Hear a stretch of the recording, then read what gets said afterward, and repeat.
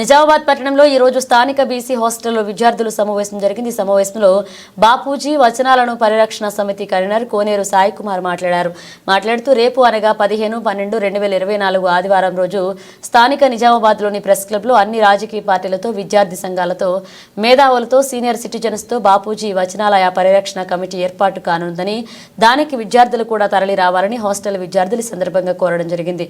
ఎందుకోసమంటే నిజామాబాద్ జిల్లా కేంద్రంలో నిరుపేద విద్యార్థులకు రోజు పేపర్లు, సిలబస్ ఉన్నటువంటి టెక్స్ట్ బుక్స్, ఉన్నత చదువులకు చదువుకోవడానికి పుస్తకాలు ఈ బాపూజీ వచనాలయంలో గత 65 సంవత్సరాల నుండి అందుబాటులో ఉన్నాయన్నారు.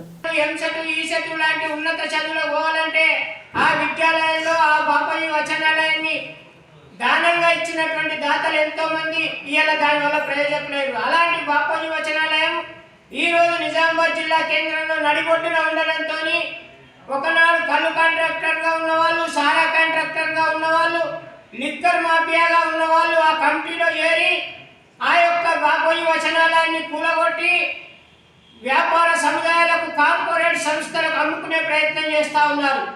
దీన్ని మేము వ్యతిరేకిస్తూ ఉన్నాము. నిరుపేద విద్యార్థులకు తరతరాలుగా గాంధీ పుట్టిన దేశంలో, రాముడేలిన రాజ్యంలో పేద విద్యార్థులకు, పేద ప్రజలకు అందుబాటులో ఉన్నటువంటి గ్రంథాలయంలో చీమలు పెట్టిన పుట్టలో పాములు జరిగినట్లు ఈ యొక్క కళ్ళు, సారా, లిక్కర్ వ్యాపారులు ఆ కమిటీలో చేరి ఆ కమిటీని హస్తగతం చేసుకొని రేపు బాపూజీ వచనాలయ విధ్వంసానికి పాల్పడుతున్నారు.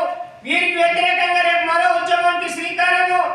ప్రెస్ క్లబ్లో అన్ని రాజకీయ పార్టీలు, విద్యార్థి సంఘాలు, మేధావులు, సీనియర్ సిటిజన్స్ అందరూ కూడా రేపు తల్లి రావాలని ఈ రోజు మీ యొక్క బీసీ హాస్టల్లో కూడా విద్యార్థులందరినీ కూడా సవినయంగా మనవి చేస్తూ వేడుకుంటున్నాము.